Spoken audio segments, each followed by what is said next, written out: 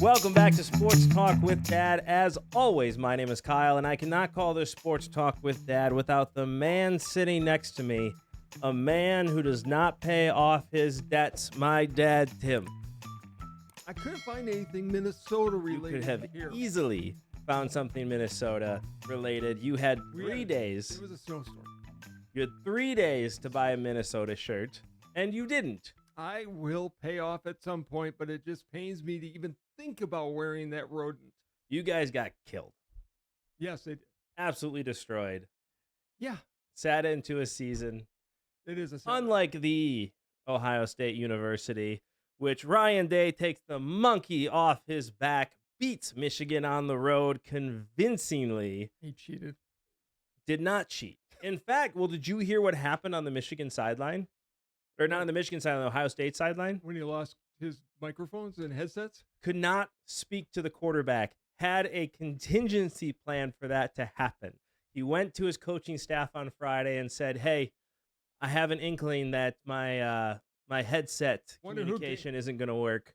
I'm wondering who gave him that inkling. Somebody gave him a tip that Michigan was going to turn off his headset during the game. Has to be. I will give Ryan Day huge props because Ohio State players were going to plant the flag, and he just said the coaches lined up and they said no. Yeah, we're not doing this because Ohio State has class, unlike Michigan. If that game last year would have been in Michigan, Ohio State would have absolutely planted the flag. Because they have class. No, they don't. Ryan Day is now officially the greatest coach in Ohio State history. Ryan Day is probably going to be looking at the NFL next year. But we finally love him. Yeah. We can actually win the national championship this year, and it counts. My favorite thing I ever heard from Ryan Day was he was on Bussin' with the Boys, and one of the guys on there played for Michigan. And they asked him, when you threw that first pick after we scored the field goal, did you think, oh, no, here we go again? And Ryan Day goes, yeah, of course. Immediately. Which is the greatest line ever, but he calmed down, he got it done. But for him to have a contingency plan just in case the headsets went out because he had an inkling shows why he is an outstanding coach. And he showed that he was thinking far ahead of what might happen, unlike the NCAA. I saw an interview, and I sent it to you. I don't know if you've had a chance to watch it. Nick Saban commenting about Lane Kiffin going to LSU. Yep. I'll say this right now. Nick Saban, football needs to break away from the NCAA. Nick Saban needs to be the head of that new organization and set up the rules. 100% agree. Nick Saban saying that coaches should not be able to be talked to until after the regular season. They should be able to finish with their team. Because that does suck for Ole Miss right now, right? This is one of the greatest seasons in Ole Miss history. They're going to the playoffs. They're 11-1. No doubt they're going to the playoffs. Mm-hmm.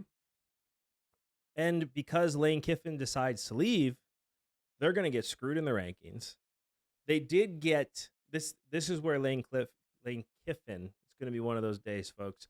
This is where Lane Kiffin shows how much class he has. One, he wanted to stay at Ole Miss and coach. I get Ole Miss saying no. Yeah, me too. I mean, it's broken hearts. They were mad. I get it. But Charlie Weiss Jr., the offensive coordinator, is going with him to LSU. That was announced right away. Kiffin went to LSU and got it so Charlie Weiss Jr. could go back to Ole Miss to finish out the season as an offensive coordinator to ensure it didn't hurt their rankings. Well, and that's Saban's point.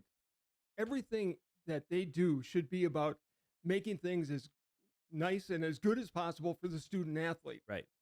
Student is very much in quotes at this point, but about the athlete. And so far, the NCAA makes nothing about the athletes. He's right. NFL coach, and he used this as an example, NFL teams cannot talk to assistant coaches until after their season is done, or if they get special permission, like when there's a break in the playoff period. But it's in the playoff period. Correct. Regular season has to end. And college could easily do that. They should also then move the NIL in line with the student calendar. That period of time should be 2 or 3 weeks in May or June. Transfer portal shouldn't be until after the season. Early signing period should be moved until after the season. Should be gone. It should be completely gone. He's right, though. I mean, because you're hurting the players, you're hurting the fans, you're hurting the university. Nick Saban, I don't think he made a bad decision to go to LSU after seeing what LSU is going to offer You mean him. Kiffin? Kiffin. Man, You got a cold. Just I for got the a cold. record. I do. Kiffin, looking what LSU is going to give him in NIL money, you're talking $25 million a year in NIL money And that was his big decision making. It wasn't even so much about what he was going to be paid. It was, what are you going to give me to get players? Right. And the problem with Ole Miss, too, if you look again at the analytical side, he's built this program with transfer portal athletes. LSU, not only is you going to be able to bring transfer portal guys in, you're going to be able to recruit talent. I get the idea. I still think staying in Ole Miss was the right decision. But it's done now. Right. It's done. I think he should have stayed as well, but who are we to say that? But I think what this completely shows is that college football is broken. It is very broken. Very broken. But look at Tulane, too, right? The Tulane head coach goes to Florida, which I think is a great signing by Florida, by the way. I think he's going to do really well. But Tulane is in the running for the playoffs as well. They have been showed in brackets as being the 12th seed in the college football playoffs, and that's done now. You can't do this. They've got to fix this and fix it sooner rather than later. Even if college football breaks off from the NCAA, you got to go and say, you can't talk to coaches until after the season because it's making them look like a joke. And it's diminishing the playoffs. But Kiffin did want to coach at Ole Miss the rest of the season. He really did. He said, listen, I'm not going to be here, but I want to finish coaching with my team, with my guys. No school was going to let him do that. I mean, you're afraid he's going to steal players, I guess, but it's like, dude, let him go and try and win the game. Let one last big hurrah for the university. He's built this program. Let him finish what he started.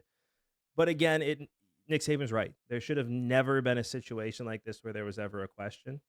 You go and win, and then in the offseason, you can go and talk to head coaches. And you also had the transfer portal in the offseason. Yeah. Everything goes in the offseason along with the calendar of whatever the student calendar is. Move the spring game to the summer. Mm-hmm. I mean, Nick Saban laid it out. I don't know we're still talking about it. Just watch the clip. It's exactly what should happen. Nick Saban is 100% right, and it's sad to see what's happening to Ole Miss, what's happening to Tulane right now, because coaches have to make a decision ahead of time. And this whole situation is the reason we don't have Nick Saban on the sideline someplace right now. Right. Because he was just tired of it. Yeah, he's over it. Do this. And football, you should do what we tell you to do. Break off from the NCAA, bring in Nick Saban, have him set up the borders for you, and college football will have a path forward for the next 20, 30, 40 years. When that does happen, these kids are no longer going to be students at all. It's going to be its own separate thing, not associated with the university, just has the university name on it. These are just going to be professionals. I'm not sure that'll happen. It 100% will happen. It's going to be a club sport. If they do as we said and made it so that if you go to Illinois, Northwestern as a freshman, you're there until a junior. And then it is about the students again, and that's what people forget. That college education has value. It does. That's part of their compensation. I agree. I'm with you 100%. People don't look at it that way. I'm just saying it's going to become a club sport where you don't necessarily have to go to school there. I just see that happening. Nick Saban should bring us on board. We can fix this. Together. I'm in. All right. I put something together knowing you had a cold. I do. That I think you're giving to me. Probably. Well, my son gave it to me. He was sick on Thanksgiving. By the way, I do have to give a compliment on air. That is probably the best turkey you've ever made. Oh, thank you. It did turn out pretty well. But now I'm sick, so I think you poisoned me. I did not poison you. By the way, you want a good turkey? Fry in your bird. Definitely don't deep fry it. And then stuff it with lots of citrus and herbs and garlic, and it tastes great. Whatever you did this year, I know you won't remember because you never remember how you make good things because you just throw stuff together. But however you did it, try and remember. I got that from my mother. Yeah, try and remember. All right. Anyways, we haven't done this for a long time, but ESPN came out with their power rankings today. Okay. I want to see if you can guess them in order, and I want to get your feelings on them just from seeing where the teams are. Okay. Okay. We're going to start with 11 rather than 10. Number 11, San Francisco 49ers. No. Detroit Lions. Detroit Lions are number 11. They're not in the top 10? They're not. That's why I put them there. It surprises me. They have to win out. I'm not sure they even win this week. We'll talk about that later.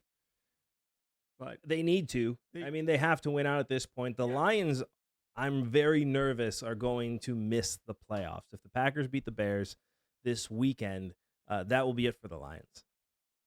Well, they're going to have to win out. They're going to have to finish 11-5. Yeah. And then they might have a chance. Depends on what the Seahawks and the Niners do as well. Exactly. Okay.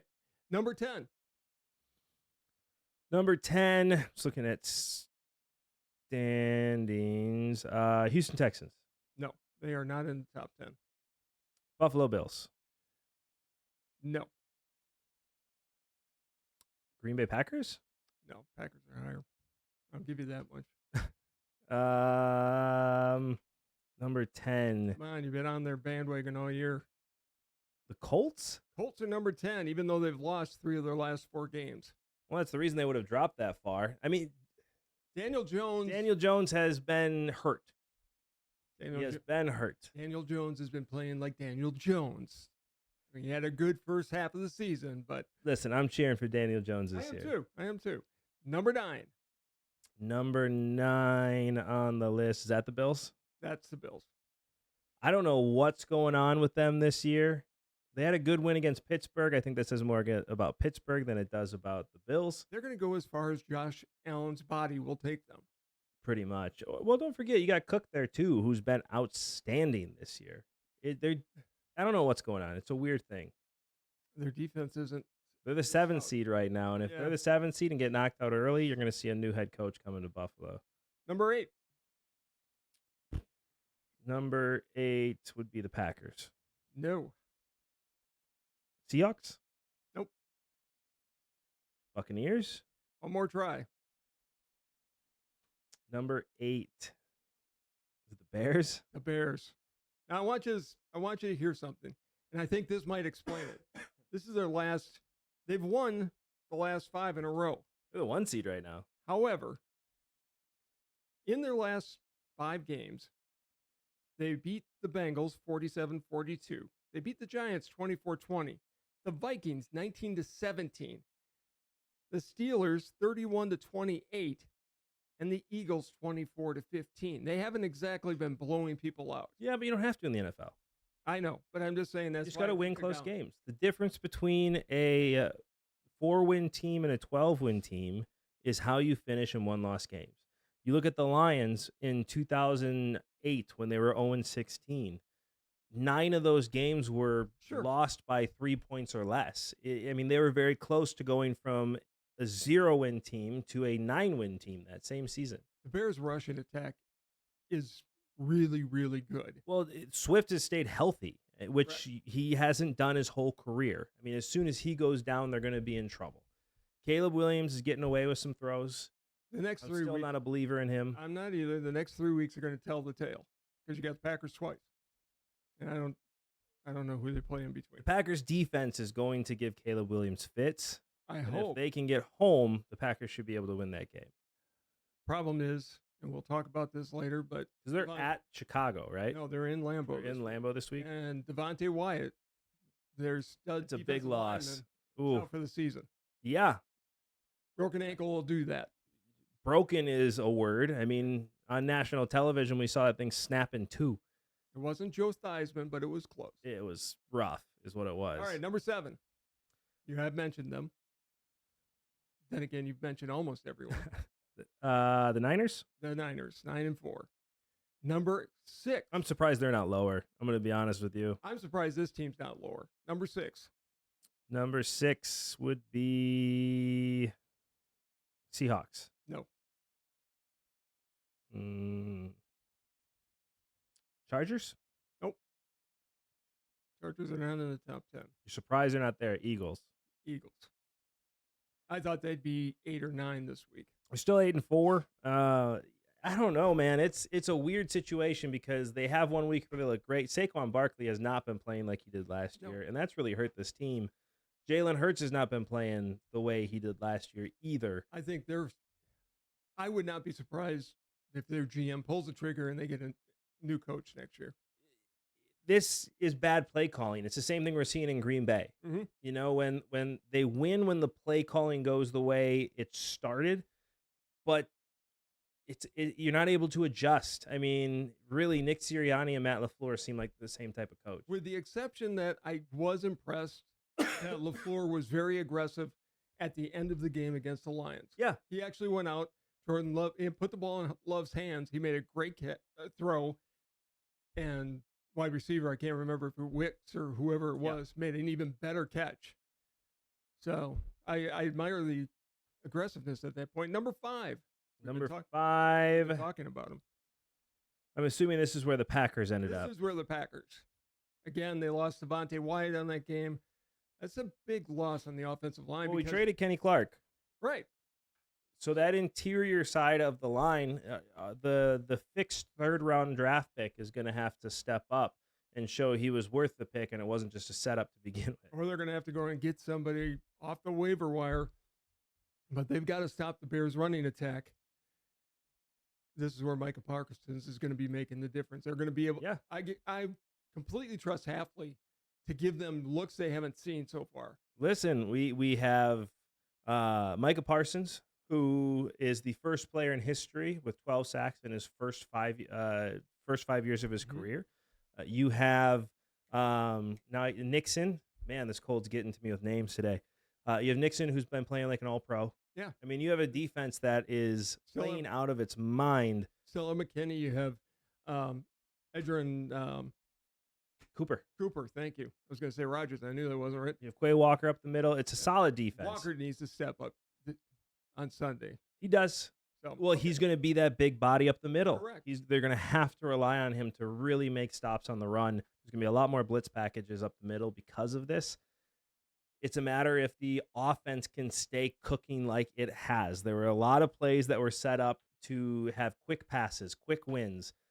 Love was putting the ball where it needed to be. The run game is going to have to go after the pass game at this point because with our offensive line and how beat up it is, you're not going to get a run game going. No, and they should be getting Golden and Jaden Reed back for the game. Jaden Reed's a big one. We haven't had him since week 2. All right. So number 4, again, you've mentioned them several times, and as you number 4, Buccaneers. No, not on the list. The Buccaneers aren't in the top 10. No. Don't look at me like that. This is ESPN's list, not mine. How are the Buccaneers not in the top 10? Because they're not. That's it. This list is dumb. Go on. Seahawks? Seahawks. That's dumb. I don't like this list at all. Here's the problem I've got. I'm still not sure if the Seahawks are for real. Sam Darnold's been having another decent year.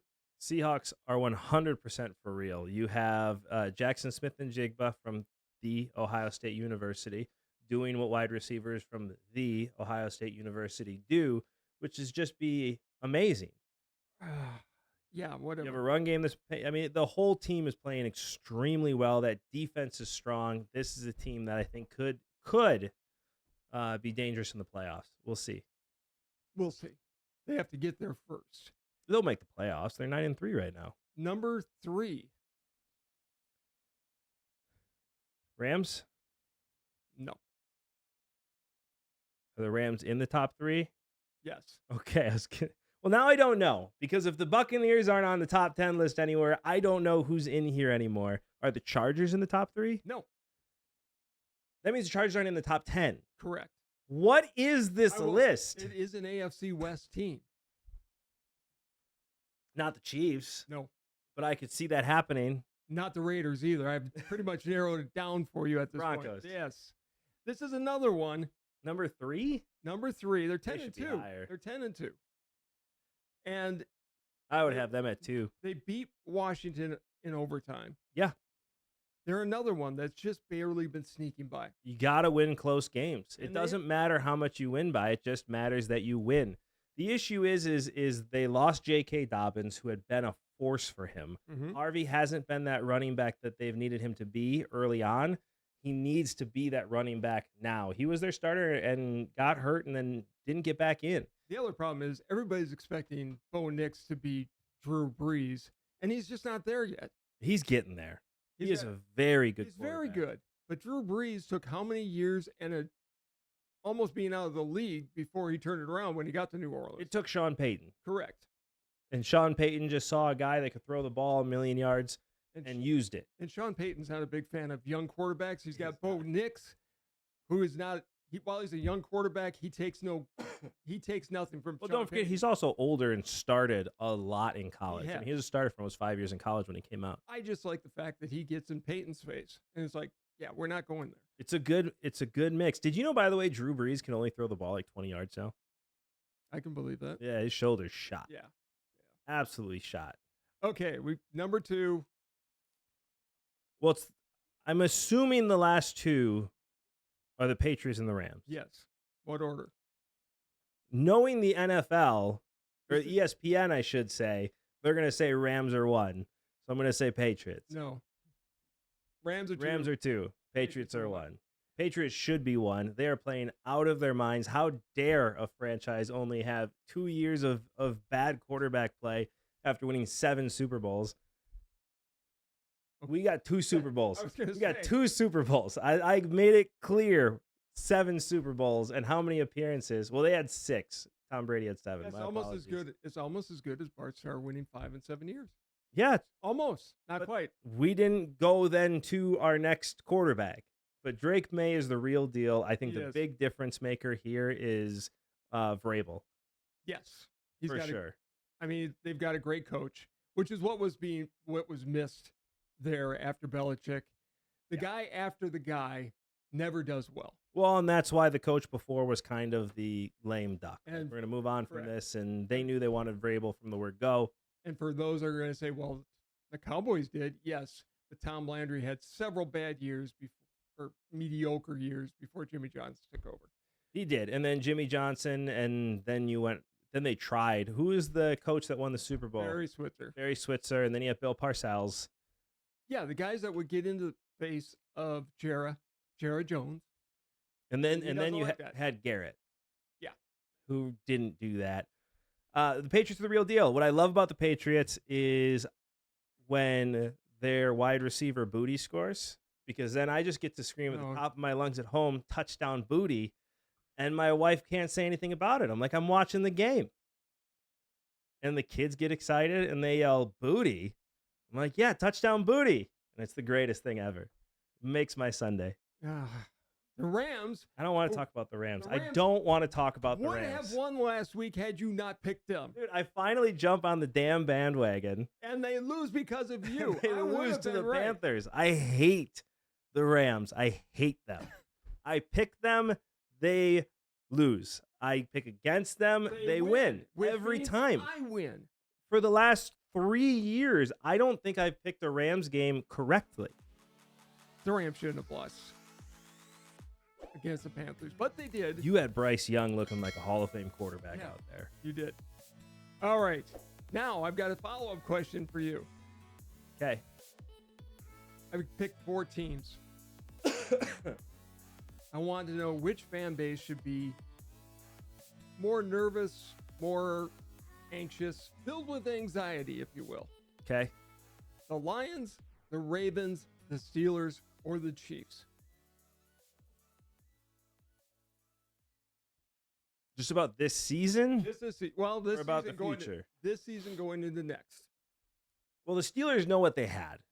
So I get they're yelling fire Tomlin, but this has been a consistent thing for the last 4 years at this point with the Steelers. Like, you knew you were going to live and die with Rodgers. Rodgers' body is just breaking apart. He's 40. I mean, he's 40 plus years old.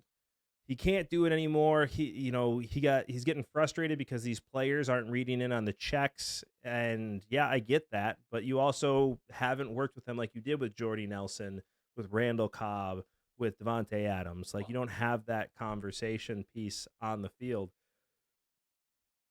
I don't know what happened to DK Metcalf. He's fallen off completely. But the Steelers, yes, they should be depressed about where their team is right now. But again, it was expected.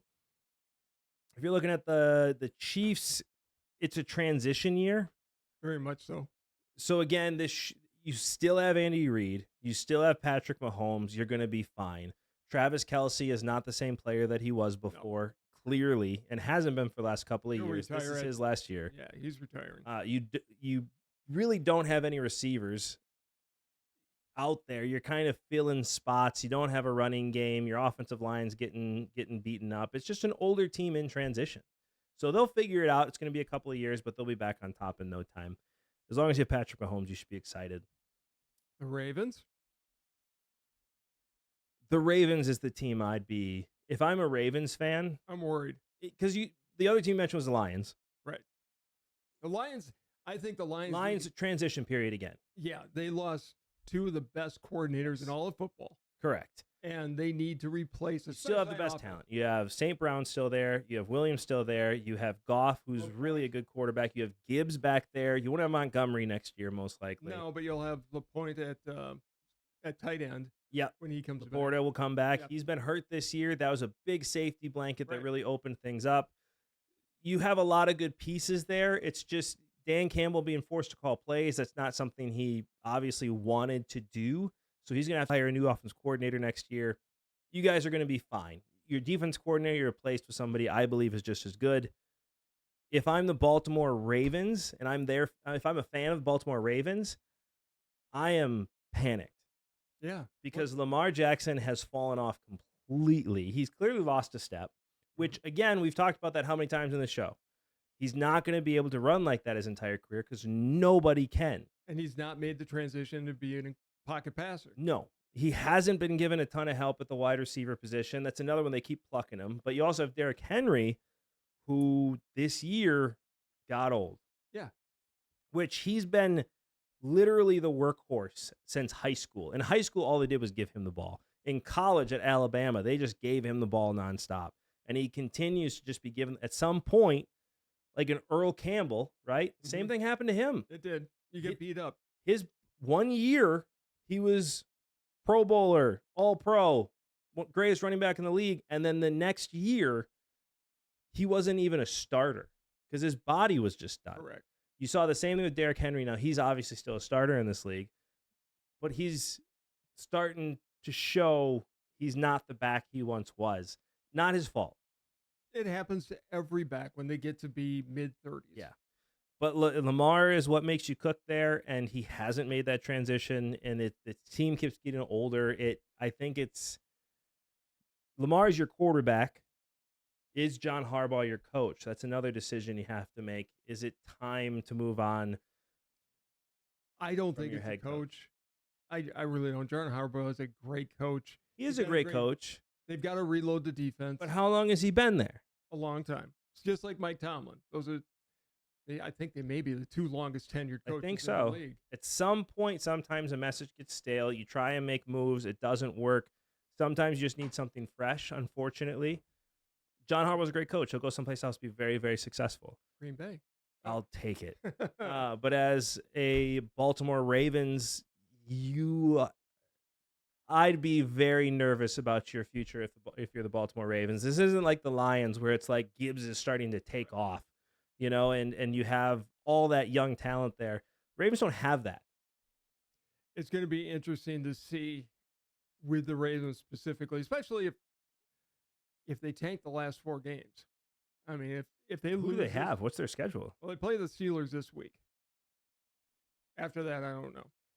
That's for the division. I mean, talk about 2 teams. I mean, I will say, though, the Ravens have come back. They started so poorly and have been winning a lot of games recently. Mm-hmm. Puts them in place for the division. They could still win it. Steelers, who knows what you got. The Steelers did just bring Adam Thielen in. I get that. I mean, look, Lamar Jackson's 2-time MVP. Yeah. I trust him completely. He's one of the best quarterbacks in the league, but he does start to have to transition to look downfield first, run if you absolutely have to. That's his game, though. I know, but he's got to be a pass first guy. I mean, you look at the Ravens the rest of the way. They have the Steelers next week, this upcoming week, then the Bengals, then the Patriots at home, then the Packers at Lambeau, and they finish off with the Steelers. It's a tough road. It's a tough road. Joe Burrow's back now, and guess what? The Bengals still have a shot. They only have 4 wins, but they're 2 games back. Right. They still have a shot at going to the playoffs and winning the division. This clearly isn't the division we thought we'd see. Well, it's because Burrow got hurt early. The Bengals just don't have anything around him. I don't see the Bengals winning their last 4 games. Oh, I do. Okay, good. Joe Burrow's back. It's Oh my football God. Jesus. Yeah. Okay. He's the savior of that organization. Well, he better be. But last week in our games, Are we moving on to picks now? we are moving on to picks because I can't hear you talk about Joe Burrow anymore. It makes me ill. Almost as ill as when you talk about The them. Ohio State University. Listen, No, we don't were- hate winners. All I hear is you hating winners. I hate just disgusting teams, and they're one of them. Anyways, last week we were both 2 and 3. We smelled up the joint. Yeah, well, I'm used to it. Take I'm out- glad to see you came back down to earth. Season, I'm 33 and 32. Oh, Still above 500. still above 500. You're 29 and 36. I'm falling farther and farther away from 500. All right, for this week, some interesting games. Okay. We're going to start off with a hard game. Colts going down to Jacksonville to play the Jags. Jags are the real deal. In fact, the Jaguars were in the top 10 is absolutely ridiculous. They're not the real deal. I don't think Trevor Lawrence is everything he was. He is Ordered to showing be. up. Believe It it took when I see most it. of the season for Cohen to get that offense instilled. You are seeing it. The Jaguars are the real deal. We're gonna I take- love the Colts. I really do. But I am taking at home the Jacksonville Jaguars in this game. The Colts have lost 3 of their last 4.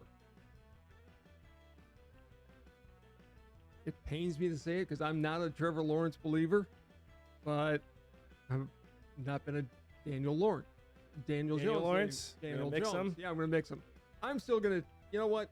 I'm still going to trust Jonathan Taylor and the Colts, and they will go into Jacksonville and win.